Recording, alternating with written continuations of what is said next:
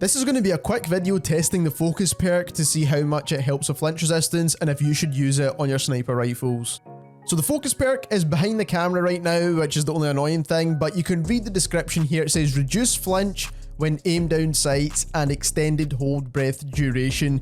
Now, the flinch part of this is very important, especially if you're trying to use a sniper rifle, marksman rifle, and to be fair, even in some cases, if you're using some of the battle rifles.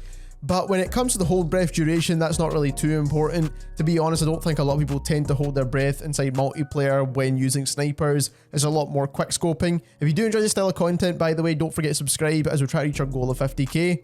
What you'll see up next is all of the sniper rifles basically being tested for flinch with the base on the left and then the focus perk on the right. As you can see, it does definitely help when it comes to flinch. Now, what you will notice that the distance of the target was the same distance, but sometimes they're at different heights, and that is because the idle sway in this game is absolutely ridiculous. Now, if we were doing an absolutely perfect test, we'll try and use a lot of attachments to reduce idle sway, but what I wanted to do is actually give you a realistic test where you would see how it actually feels in game when you don't have any attachments, or when you're trying to build for like ADS or make the gun just an overall well-rounded build.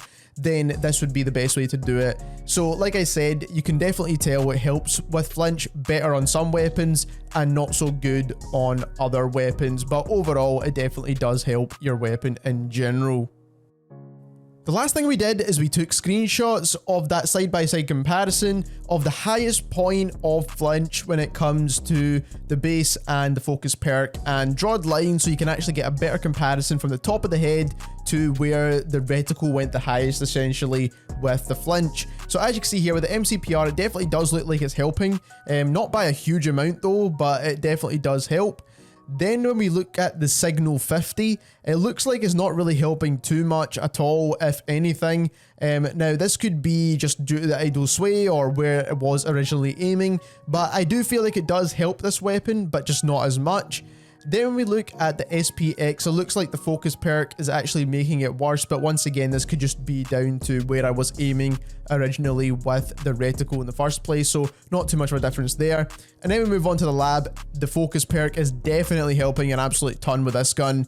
I don't know if it's just different for the more aggressive type sniper rifles. Maybe we should do a test on the marksman rifles as well, but for the most part, it definitely does help, or it doesn't really make too much of a change at all.